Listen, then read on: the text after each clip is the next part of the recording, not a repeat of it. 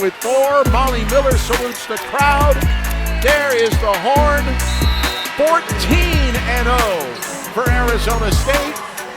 And more importantly, 1-0 in the Big 12. As they win it tonight, 79-63.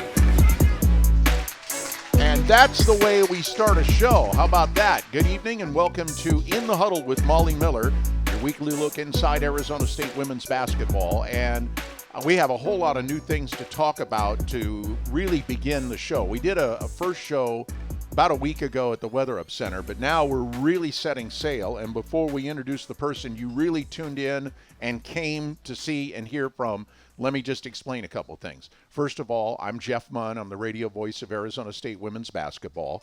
Thank you. You can tell my family came out to the show tonight. No, thank you very much. Also, we are coming to you both on radio and TV. I'll explain that in a moment, but I want to tell you where we are first.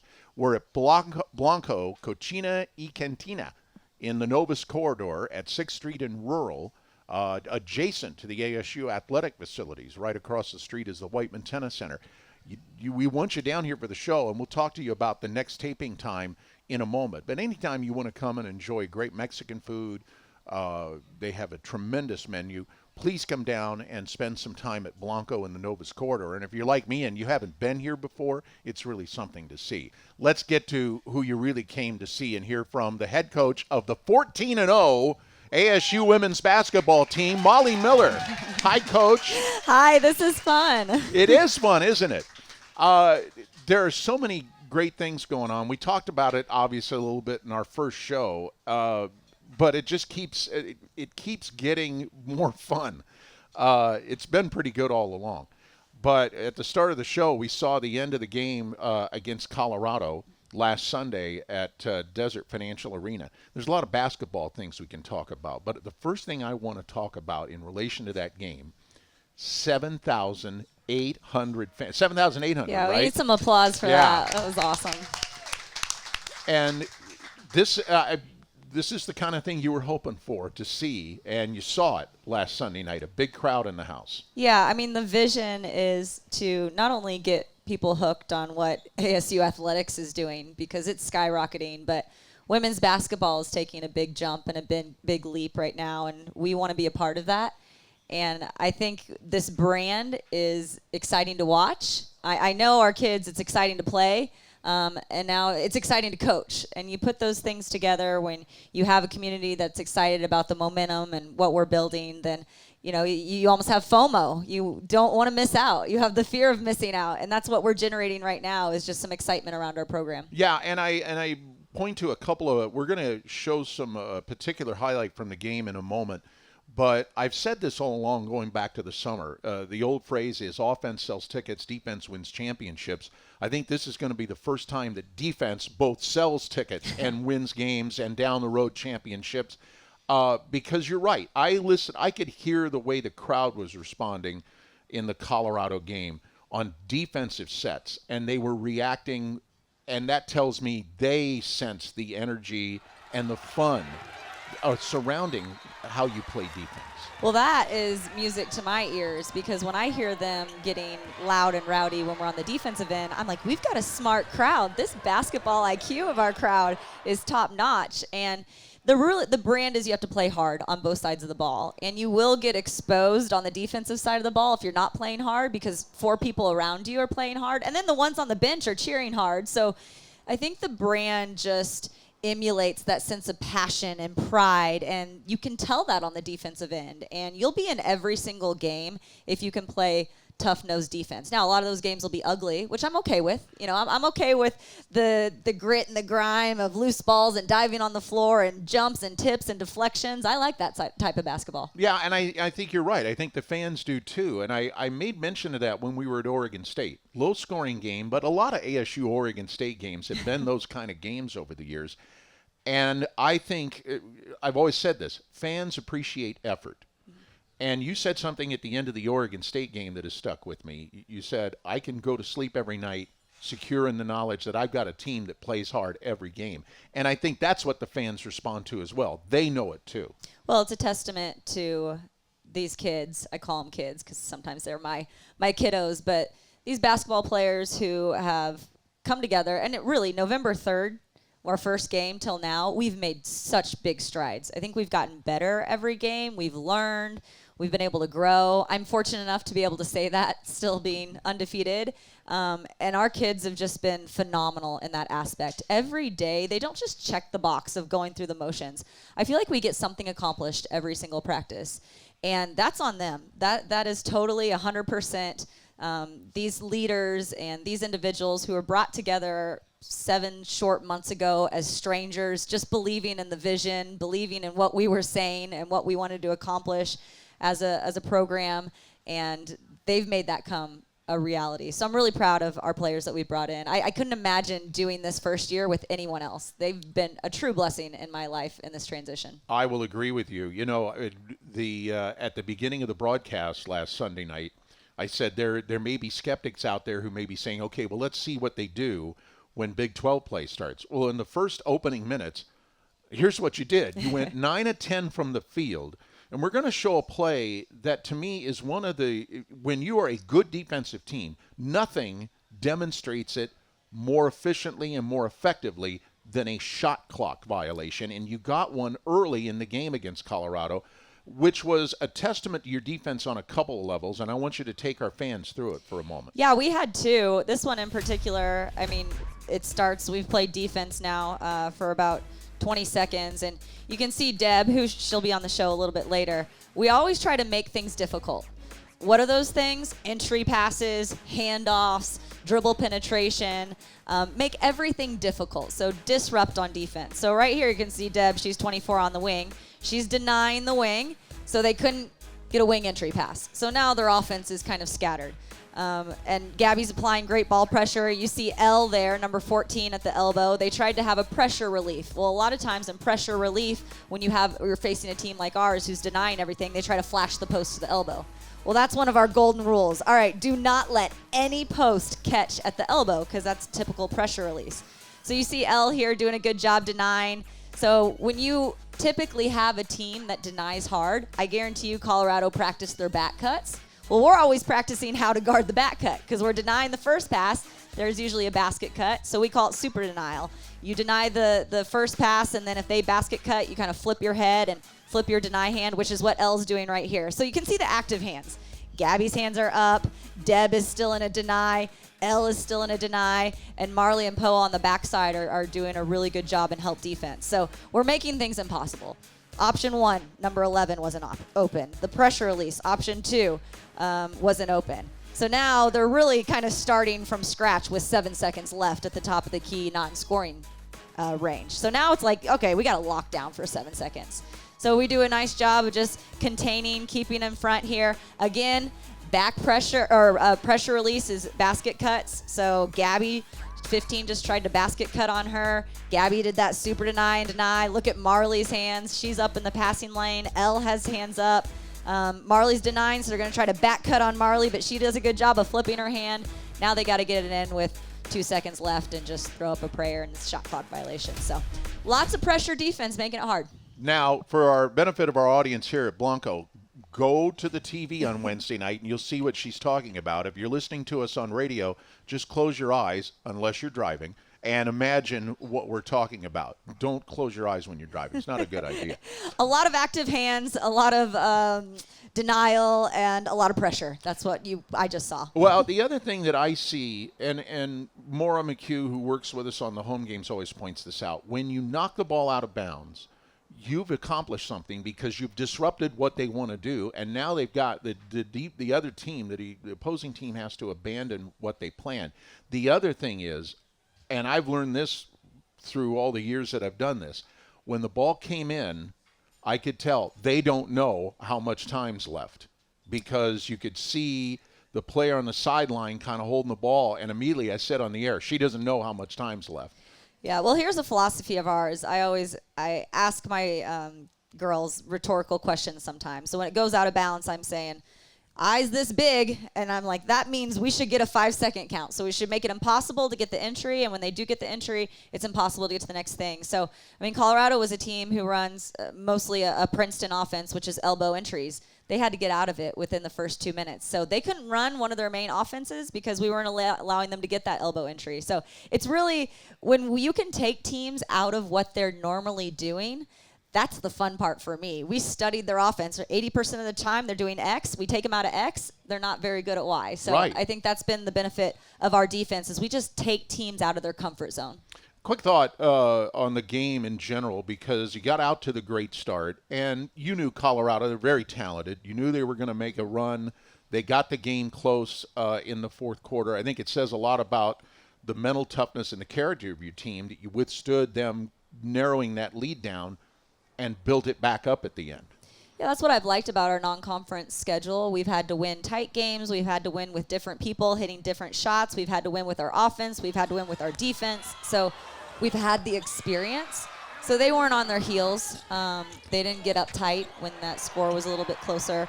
And again, you just have to get stops. For us, our huddles are saying, let's string 3 stops in a row. That's our goal always. Now, if we can get more than that, great, but we're trying to start with 3. So there's little mini celebrations on the bench when we get that 3rd stop in a row. And it's like, all right, let's start over. Let's get 3 more stops. So towards the end of the game, the stops are huge. I'll take our defense anytime. Absolutely, and I think everybody in this room would agree with that. We'll take our defense anytime, right, gang? See, they're right on top of it. I've got about half a minute before, and I want to talk about the non-conference schedule. We talked about it a little bit last week.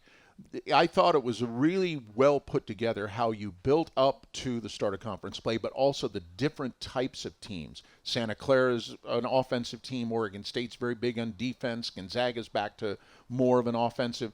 It was really well put together to prepare your team for the Big 12. Yeah, I really liked how we kind of grew with the schedule. We had some teams that are going to fare very well in their conference. And then, we had 5 road games. And those were, Santa Clara was not a gimme. Oregon State, Gonzaga, Penn State, all in a row, going East Coast to West Coast. That was a tough stretch for our kids to grind through. So that leading up to Big 12 kind of preps you for the intensity that's about to take place. And I thought we showed up with Colorado like we had been tested and we had to get through some adversity. And we have a saying, perfect for us. So whatever the non-conference threw at us with style of play, location, different types of teams, who, what, when, where, why, perfect for us. And we're going to take that mentality on through Big 12 play. Absolutely. Now, we're going to let you meet a couple of ASU players coming up in our next segment. Coach will be back a little bit later. Deborah Davenport and Marley Washenitz will join us, and we got a lot of things to talk with them about. Yes, the applause is starting. You need to come down here to be with us at Blanco. Stay with us.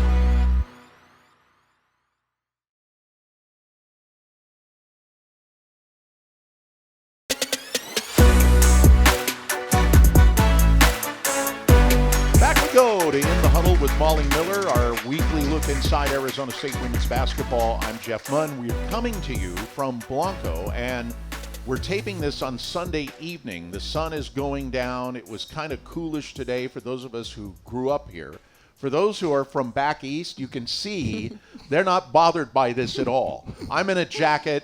Our 2 guests are in T-shirts, so they obviously find this to be very comfortable. I want you to welcome to our program Sun Devil basketball student athletes Deborah Davenport and Marley Washenitz. Welcome. Thanks for having us. Is she okay? Very good. Now, Deborah and I conversed a little bit before we came on today about what we were going to talk about. Marley and I have talked in the past. I'm going to start with Deborah from Northwest Florida State College, but you originally born and raised in Cincinnati, Ohio, where ASU will be going toward the end of January. I've been to Cincinnati a few times. Great city. Great city. Skyline chili. See, you like that. We will talk a little basketball, but one of the interesting things that I found out about you in doing my extensive professional preparation and research is that you like to knit. Yes, I do. What do you knit? What do you make? Like blankets, like headbands, whatever. And do you just keep them for yourself and say, I'm not? Yeah, I used to make them for like my mom, like my sister, but then I just kept doing it. Said that's it, and it's just mine. Yeah. Yeah, okay, I understand that. Are you working on something right now? No, not recently. I haven't really had time. Well, you're in the middle of the season. Yeah, so. Okay. Marley. Yeah. Now I get to talk about what I found out in research about you. You did ballet when you were younger? I did, yeah. Okay, but there's a serious component to this. Okay. It has to help as an athlete because so much of what you do in athletics, regardless of the sport, involves footwork. Oh, yeah, absolutely. I mean, growing up, I did a lot of sports. Ballet happened to be one of the first ones I got into, actually. And I think it was because it was kind of like connected to my pre-K that I was going to. Honestly, I couldn't tell you any memories I had from it. I have pictures, though, and that's how I know. But it's really fun, I guess. But I just think it's really cool how each different sport, provides help for the next. And, like, basketball is such a different sport. There's so many different movements, whether that's lateral, you're jumping. Like, we have what we call volleyball when someone's driving on you not to foul, and you just kind of, like, volleyball, like how they monster block and stuff like that. So just very many different components to help you, grow your game of basketball. So you were in pre-K when you did ballet? Yeah, I was very, very young. Okay. Yes. Okay. I thought it was a little and you help me out on this. Okay. You reference it as a sport. Is there such a thing as competitive ballet? I might not be the best person to I ask may not be the best either because I don't, but I'm sure there is. There are some things, yeah. Yes, there is, because there's competitive dancing. And actually, funny, my little cousin does competitive dancing, and she doesn't do ballet, but there's like a ballet option. She does hip hop and has a little bit more sass, so she doesn't do ballet. Well, there you go. Yeah. You learn things on In the Huddle with Molly Miller that you didn't know before. All right, let's turn to basketball. One of the things that has impressed me, and there's been a lot of things about this team, I use the word connectivity.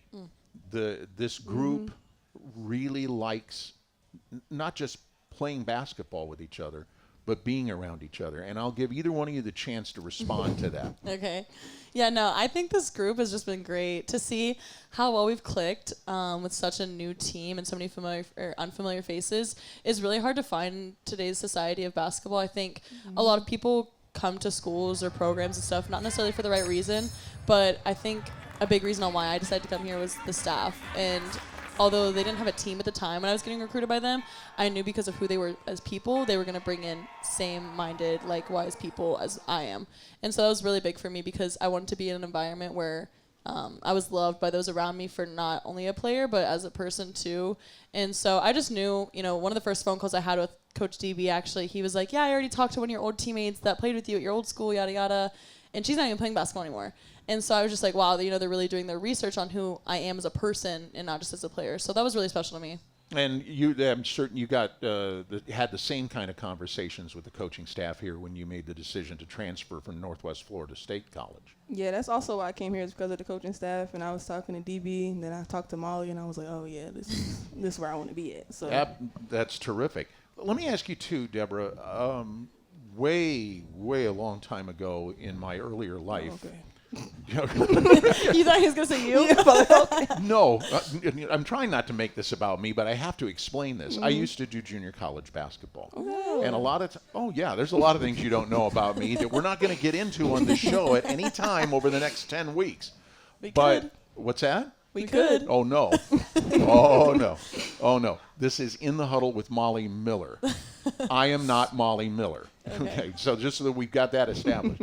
When I did junior college basketball, a lot of programs, the players that would come out of it, men's or women's basketball, were kind of in a situation where they were carrying the team almost. And you had a lot of accomplishments at Northwest Florida State. The question, or what I want to get you a comment from you on, I've really been impressed with how you have adapted to the role you have here, which I know is not similar to the one you had at Northwest Florida State. So, like, at Northwest, it was like, I don't know. I guess I was starting every game and all that, and, like, I was still rebounding and everything. But, like, coming here, I still got the same role. Like, I'm still rebounding and doing what I need to do. So, like, it's kind of the same thing, really. So I'm not really, Well, and you've adapted to it very well. Yeah, let's talk about rebounding for a minute, and either one of you can respond to this because you both had really strong rebounding games through this first 14. I mentioned this to McKenna Brackens the other day. Rebounding is a team thing. She's had games, and I know you both have had games, where maybe you look at the stat sheet and say, oh, she only had 2 rebounds, she only had 3 rebounds, but You did a good job blocking out so that one of your teammates could go get a rebound. And I know that was a big emphasis in the workouts preseason leading up to the start of the year. So if either one of you can talk about this for a minute about the importance of rebounding being a team effort. I think Molly always talks about like the third, fourth effort. So like if somebody get the ball, rebound, I'm not rebounding, but like hands on the ball, shot go up. So like we got to get the rebound and end the possession. So I think that's what's in our minds a lot of the times, that we always got to get the rebound, even if it's our other teammates getting the rebound. Somebody got to get it. So yeah. Absolutely. Marley, you want to follow that up at all? Yeah, I mean, there's so many times that our bigs don't necessarily get that on the stat sheet, like you mentioned, like they'll box out and they won't get the rebound. And I actually have a exact memory of the last game when McKenna boxed out and I grabbed it from her. She's like, get him, Marley, you know? And so I think it just kind of shows like how selfless we are as a team. Like most people would be like, oh, I want this rebound for my stats. And it's like, no, we don't care about that. We want to win the game, and we understand it's a team sport. And I think that's just really awesome about this team. It kind of goes back to like the connectivity thing you said, but I think you also see the energy that it can have and the impact on the game it can have. When you watch back the Colorado game, you saw Deb's kind of like own run of energy of her own, and she didn't score a single point. It wasn't about, oh, she hit this big time shot or whatever else. She was just flying around on the boards. The one time she didn't even get the rebound, but we got the ball back for it. And so similar enough to what you were saying about it's not necessarily what shows up on the stat sheet, because we got a possession back and she didn't get the rebound. She didn't box out, but she crashed the O boards hard. So I think just having energy and celebrating each other and stuff like that is really, really fun with this group. And I think that's why the energy is so infectious here. Let me close this out by talking about something that I mentioned to Coach Miller in the opening segment, and that was the crowd a week ago Sunday against Colorado. 7,000 plus. And sitting there during the game, I can hear things going on in the crowd. Now, you're as a team, you're concentrating on playing the game, but I also know you can tell when the crowd's getting into it. Yeah. So that had to be a lot of fun for everybody on the team to have, A, that many people there, and B, that they were making a lot of noise. Sometimes I'll be on the court, I can't hear. You can't hear? I can't hear nobody. Because you're focused in on playing. Yeah. And then the crowd, yeah. I mean, we had our stretch that we said about the Oregon State and like Gonzaga stretch, and I mean, they're known for kind of a good women's basketball program, so they've built that fan base over years, and they had great crowds. But honestly, I think when it's your own crowd, and it just like kind of hits differently, and yes, it's, oh, I can't hear sometimes, but it's like, I don't want to. I'd rather have this crowd and not be able to hear the play call that Molly's calling. Yeah. Not necessarily, but but no, it's just so fun because to not only be able to celebrate with the, you know, your teammates and people that you've worked so hard with the past couple months, but to celebrate with the people that care about you and care about this program and that have supported it and have given us the position to be in. So it's just really, really awesome and super blessed and thankful for everyone here. Well, we are blessed and thankful to have both of you as part of our program. And I know when we go back to Morgantown and Cincinnati, you'll be well adjusted to the weather. If you see somebody wearing about 7 layers of clothing, that's me, because I'm not used to it. It's not that cold. Oh, yes, it is. We're going to be wearing like T-shirts. Oh, yes, it is. For a guy that grew up here, it is. Marley Washenitz, Deborah Davenport, thank you both for being here. Thank you so much for having us. Up next, a member of Molly Miller's coaching staff who goes back a ways with Coach Miller. We'll introduce you to Daejah Bernard next on the Sun Devil Radio Network. When there's no wind in your sail, row. I want this. I want this.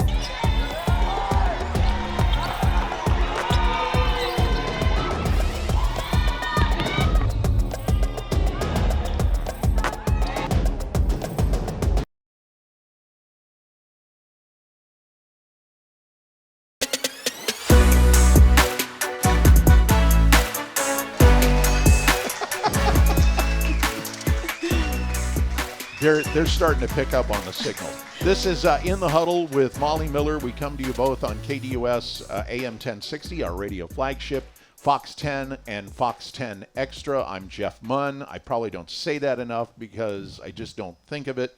But we continue with our program now, and our next guest is a member of Molly Miller's coaching staff, but she also goes back a little farther with Molly. She played for Coach Miller at Drury University. Please welcome to our program assistant coach, Daejah Bernard. You're not nervous, are you? I'm not. Okay, good, because we were talking quite a bit before the show started that there's nothing to be nervous about in doing this. You did play for Coach Miller at Drury. Mm-hmm. Now you're an assistant coach. You came with Coach Miller from GCU. Mm-hmm. I think a really basic question is, did playing for Coach Miller help you kind of anticipate what she was looking for in an assistant coach? Yeah, for sure. I mean, I think she tells everybody, she's like, Daejah always finishes my sentence. I think I do that because we are very like-minded and we just think the same way. I think both of us are very defensive-minded, so I don't really have to do a lot of thinking like, oh, what would Molly want? We just kind of think the same way, which is why we've worked well for so long. I think we're going on 10 years of knowing each other, me playing, now coaching with her, so I think that's really helped, but I just think that we're very like-minded in that sense. Was there a period of time that you coached with her at Drury before coming to GCU? No, fun fact. So it was playing? Yes, I just played for her. She tried to get me into coaching as soon as I was done with college, and I was like, I don't want to go into coaching. I want to go into the real world. And I went in the real world for a couple years, and she's like, you ready to come? I'm like, yep, I'll come. So it took me a couple years to get into coaching after I graduated. What did you do in the real world? I went into nursing. Oh, really? Yes, I did, and it was during COVID, so it was not very smart of me. Yeah, agreed. Well, but now you understand why I picked up the phone and I was ready to go. Yeah, but you know what? There were so many challenges. We should give her a round of applause for just being a part of the effort during the height of the pandemic. Okay, now I understand really in full view why you went into coaching. Yeah. Although there is sort of a correlation. You're dealing with people. And sometimes when you're in nursing, and not during the pandemic, but in general, you're trying to get your patients to do things that sometimes they don't want to do. Yeah. Or you're trying to talk them into doing certain things. Now, as a coach, you have to work with players, even going back to the recruiting process, to get them to, hey, this is what you need to do, and this is why you need to do it. So do you ever lean on your experience in nursing to kind of talk to players, whether it's in recruiting or getting them here and coaching them? Yeah, for sure. I mean, I think that our players alluded to it. They came here for the coaching staff. You know, they had that relationship built. I think that's why I went to Drury with Molly. I talked to her instantly on the phone, and I was like, yeah, I want to play for her. I think that it's very easy to play hard for her, and I think that all of our kids play hard. So it kind of makes our job easier.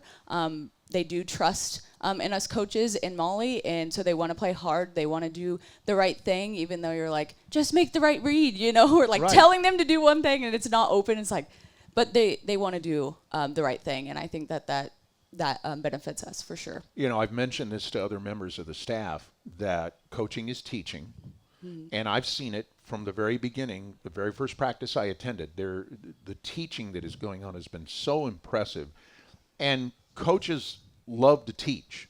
So I would think that you have found, not just because the team's 14-0, that helps, but just the way this team has responded to the teaching has to be very satisfying for you personally. Yeah, and I think you have to teach different kids different ways, right? Not everybody responds in the same way, so we can be in practice and we can say one thing and two people aren't getting it. You know, we have to correct what we're saying and figure out how to make everybody understand what we're trying to say. And I think that that's just the adaptation that you have to have as a coach, just to make sure everybody's on the same page at all times. And you might have to talk to one player this way, and you might have to talk to another player this way. You know, you might have a better relationship and can get on to them. And if you get on to them, they're going to play harder, and you might, you know, have to coddle a couple of them a little bit more. You know, they might need that. You know, so I think that just learning the players and getting to know them individually, I think that helps you teach them on the court, and I think they want to play hard for you when you teach them the way that they respond. Is there a certain aspect of the game that Coach Miller asks you to focus on when you are working with the players at practice? I do a lot of the point guards and stuff. During the games, I'm doing a lot of defense, play calls, what are we doing defensively, all of those things. Like I said, that's kind of where my mind goes, and that's why her and I connect so well, is because I do think a lot about defense and schemes and all of the things. So I I kind of focus in on the defense and stuff during games, but yeah, position groups and stuff like that, I'm working with the guards. One of the other things that Daejah is involved with, I think we can pull back the curtain on this a little bit, is that you are in charge of the team travel. Yes, I am. And let's talk about that for a minute, because it's not as easy as it looks. It's not just get point A to point B, but there's hotels to consider. Sometimes the plane flights, we know all about that, don't Yes. we? Don't quite work out the way they're supposed to. Thank goodness for rental cars. But it's quite a challenge to just arrange travel to get teams to games. Yeah, I think like our kids do a really good job of, not asking a lot of questions. Hey, I need you guys to do this, and they're just like, okay. That makes my job a lot easier in terms of travel. They're not complaining about things we're doing and different things like that. So I think that helps out a lot. We just kind of have an easygoing group, coaching staff as well. Or it's just like, okay, we're just going with, whatever is planned, whatever is scheduled, all of the things that go behind it. Just kind of makes it easier in the flow of travel. And one of the things that I've learned over the years in doing these games is that there's a network of people in women's college basketball or men's, your contemporaries, that you communicate with and compare notes. Things like, okay, what hotel did you stay at in this town? So you're in constant communication with the others at other programs that handle travel, right? Yep, for sure. And we have a spreadsheet for the Big 12, and these are the preferred, hotels, and these are the preferred restaurants and all of the things like that. The Big 12 does a really good job. We have a call probably every month, and we just kind of talk about ideas and different things. So I think that helps out a lot, especially this being our first year in the conference. It's helped me out tremendously in terms of team travel, for sure. And it's, as we say, it is quite challenging, and Daejah does a terrific job. Anybody who can keep me from getting lost, getting where we're supposed to go, is doing a tremendous job. All right, let's look at the future. You going to stay with this? Coaching? Yes. You're not going back to nursing, right? No, I do not plan to. Okay. I don't want to put you in a bad spot and say, what do you see yourself doing in 10 years? But what do you see yourself doing in 10 years? I think just continuing to coaching, continuing to grow. I think what I really appreciate, Molly, is bringing on some experienced staff members that I'm able to learn from, and you're just constantly learning every single year. And I think every year we've had new people, new assistants come on staff, and I think I've learned something from every single one of them. So I really appreciate everybody that I've gotten a chance to work with, and I think Molly does a great job of bringing people that can add different values than what we already have on the staff. So I think that's a really good opportunity for me to learn from a lot of different people and learn different things about coaching, basketball, the world, anything like that. So that's a great point, because this is a different staff than the one that you had at GCU. Jason came over with Coach Miller, and you came over as well. And I would think that it's you get to, as you said, you get to learn a lot of different things. But let me ask you this: from the time that you played for her to now, how much has Coach Miller evolved? And remember, she's here in the room. So. No, I always tell her she's getting soft in her old age. Oh, did you hear that, Coach? I'm like, we missed this, we would have been running. We didn't make this time, we would have been running. No, I'm kidding. But I forgot the question, actually. How much has she? Okay, let me put it this way: is she different now than she was when you played for her? I wouldn't say much, no. I would, like the girls said, they came here for her. I think that was my same experience. I think anybody in this room, once you get to talk to her, her energy is infectious. Like, as a student athlete, you just want to play hard. She's going to give you everything you have. And as a student athlete, I didn't realize until I became a coach with her how hard she actually works. You're a student athlete, you're just like, oh, she comes to practice and this and that, Like, what does she do all day? But coming on the coaching side with her, you're like, oh, she works, and she works hard.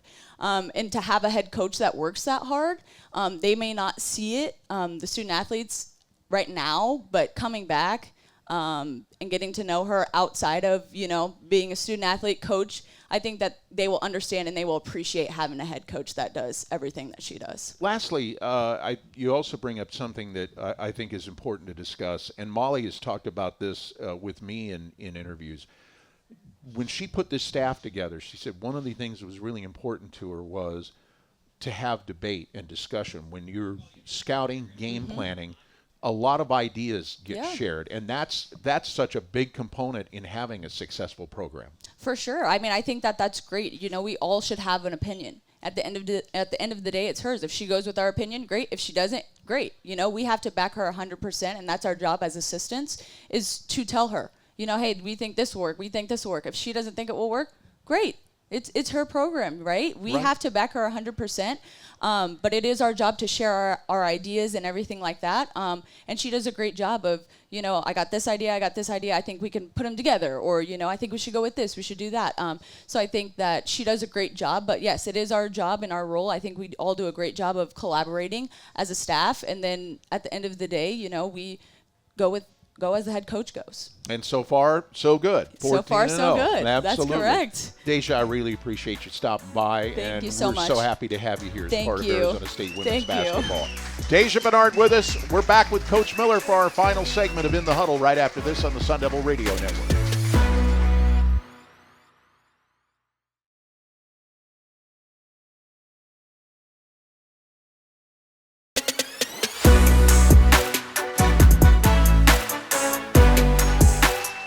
Our final segment of In the Huddle with Coach Molly Miller. Coach Miller rejoins us. I'm Jeff Munn. Now, a reminder again, our next taping of this show will be Monday, January 5th at 6 p.m. here at Blanco. You're certainly welcome to come visit Blanco for a great meal before then. The other thing is we're going to look ahead, and you might think to yourself, well, gee, this is Sunday. They play at Utah. This show airs on radio and TV after the Utah game on New Year's Eve. So if you know how the Utah game came out, can you call and tell us? Because we're really interested in knowing. That's an old joke and a trick, and I shouldn't do that. We'll talk about the next home game. That's something you ought to be aware of, too, because 7,000 people showed up for Colorado, and they had a really good time, and so you need to come be a part of it as well. We do want to focus in on BYU. They got off to a very strong start in non-conference, and Provo is kind of a tough place to play because they play in a building that seats about 22,000. It's huge. They're not going to fill it. And I realize when you're playing basketball, you're not really consciously aware of how many seats are there in this building. But it is a little different venue than some of the places we've been this year. Yeah, I'm all about getting to BYU, but I first have to, and I knew she was going to do this. Daejah came up here, and she didn't once mention she's going into the Hall of Fame at Drury At Drury, next month. hey! A Hall of Famer, and I get to coach by her side. So congratulations to Daejah, very well deserved. Now, this is something that's always been curious to me. In Missouri, there are hotels, Drury Inns. Not related. Okay. I got that question for 10 years. I've been worried about Not it related. for 6 months, No. and now I finally got the answer. I stayed at a Drury Inn a couple summers ago in Joplin, Missouri, which has nothing to do with what No we're talking affiliation. about. But no affiliation. All right, BYU. Yes. They are off to a very strong start, and these next two games, again, Utah has come and gone, but the next two games are very challenging. I guess they all are in conference. No, they all are. The old adage goes, what's the toughest conference in America? It's the one you're in. And it doesn't get easy. Every game looks a little different. What I'm learning about this conference is there's different styles. BYU runs some kind of pro sets, so you're going to see a lot of quick actions, quick hitters, lots of three-point shots going up. They just got their best player, Delaney Gibb, back from injury, so they're going to even be better as she gets comfortable back in the rotation. But a very skilled team, very skilled. They don't mess up. So you're hoping when you play a team that doesn't necessarily beat themselves, you hope our defensive pressure is tough enough that it's hard to recreate in a scout. So when they face it for the first time, it really is the first time kind of in their face and makes them uncomfortable because, like I said, they're a skilled team that doesn't mess up, doesn't beat themselves up. And so it's going to be a good challenge for us. You mentioned it in the first segment in terms of the play against Colorado where you disrupted the play by knocking the ball out of bounds, forcing them to reset things with very little time on the shot clock.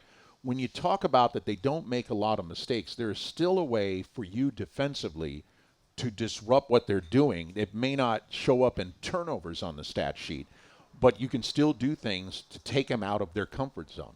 Yeah, a lot of times that shows up in the fourth quarter. I mean, you just wear teams down with constantly putting them on their heels, constantly making them work to get open, making it tough to make an entry pass. So when those shots are a little shorter in the fourth quarter, or we're able to get and run and get ahead of them in a send it or transition, you know that that's the accumulation of the defensive pressure and intensity that has happened the prior three quarters. Now, when you look at BYU, offense is kind of thing that you're going to do what you do offensively, game in and game out. But there are certain things when you look at BYU defensively that I guess would raise concerns. They're tough kids, you know. They're tough players. I think for us, Colorado probably has a little bit more length and defensive pressure. They're very defensive focused, where these Utah teams are maybe more offensively focused. But BYU does have an edge defensively. So it's going to be a dogfight, and every game is, but we look forward for the challenge. Absolutely. And it will be Saturday, this coming Saturday, 2 p.m. tip-off.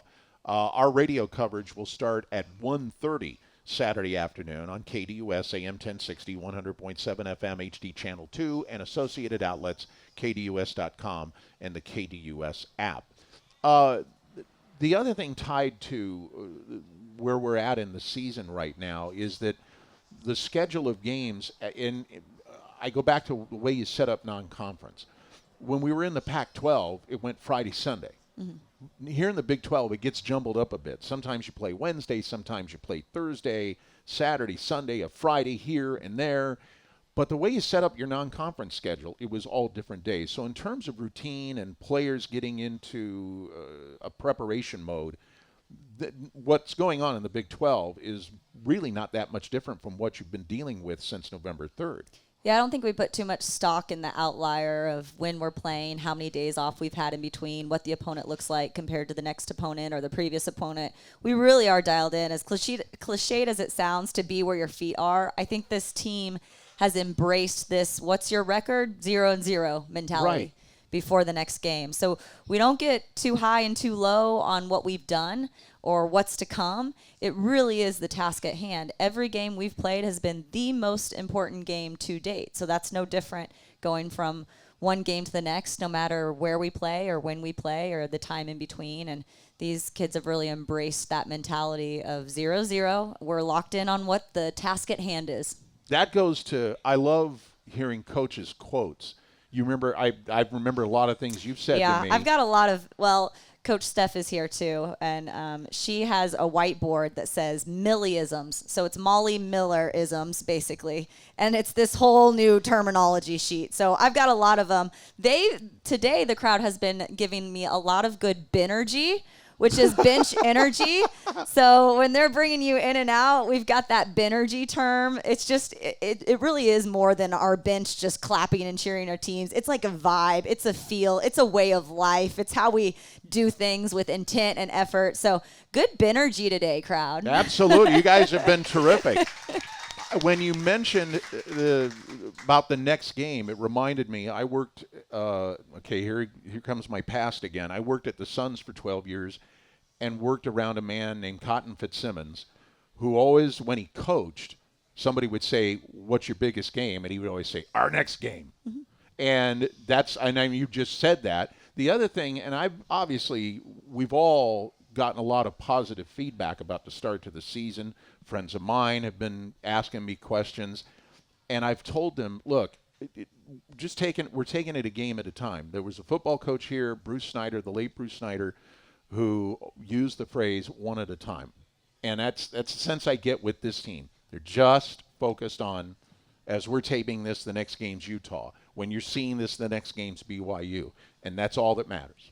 Yeah, it really is. I think our goals for this year was to first establish a really strong culture with high character individuals. We did that. Day one, we did that. Yes, absolutely. And I'm so proud of the group we've put together. I have phenomenal assistant coaches around me. Yes, you do. The staff is elite, so that will trickle down into an elite program. the kids we brought in from the portal and the ones that embraced us, our 3 returners that stayed, elite human beings. Good basketball players to boot, but just high character kids that we can get this thing off on the right foot. We've got a dream team filled with managers and GAs and male practice players that all are bought in to be elite and take this thing to that excellence level. The byproduct of that has been winning. And so I believe you win with people, and we've done that from the jump, and now we're seeing kind of the fruits of that come to life, which has been a joy for me. And the other piece of that is I've grown to love this Arizona State community that's really embraced me. And love you guys listening and everyone that's here. When you put all those things together, what a special moment. What great core memories we're making. And we're just getting started. That's absolutely true. Now, for those of you, well, whether you're here in person, you're listening, or you're watching, I want you to remember January 7th is the next home game. The Devils will face UCF at Desert Financial Arena, 6:30 p.m., and as I said, the people who were there for Colorado had a really good time. You could just look in their faces and see how much fun they were having. Was the whole crowd having fun at that game? Thank you. You just got testimonials from about 100 people. And we want you to come and be a part of it. You can go online to thesundevils.com, get your tickets. If you're just coming on game night, you can walk right up to the box office and purchase tickets. And however you do it, you can do it on your phone through the Sun Devils app. However you do it, you got to get here and be a part of this because this is fun, and bring your earbuds and listen to the radio broadcast too. It's also kind of a quirky deal with the schedule in this regard. Utah on Wednesday, and we're all coming home after the game, then back up to the Salt Lake area to play BYU. Again, I know it doesn't really mean anything in the grand scheme of things. It's just kind of weird. I don't even know what day it is. Between Christmas and New Year's, you don't know what day it is. You just show up, play games, and practice. I don't know what today is. But for us, we play an afternoon game, so we're able to, come back that night. So we'll spend 2 nights in our own beds, instead of just kind of twiddling our thumbs in a hotel room. So I think that'll be nice, and it's a short, quick flight. So we'll go there. It'll be a quick trip, come back, and head back up for BYU. And hopefully get 2 wins out of it in the process. Coach, thanks for being with us. We'll do it again on tape on Monday the 5th, and we'll get a couple of wins up in Utah this weekend, hopefully. Thanks for being with us. Thank you. Head coach Molly Miller. Remember, we're here Monday, January 5th at Blanco, and we will play Saturday at BYU at 2. Join us on the radio. For head coach Molly Miller and everybody that put this show together, I'm Jeff Munn. Thanks for being with us for In the Huddle with Molly Miller, presentation of the Sun Devil Radio Network.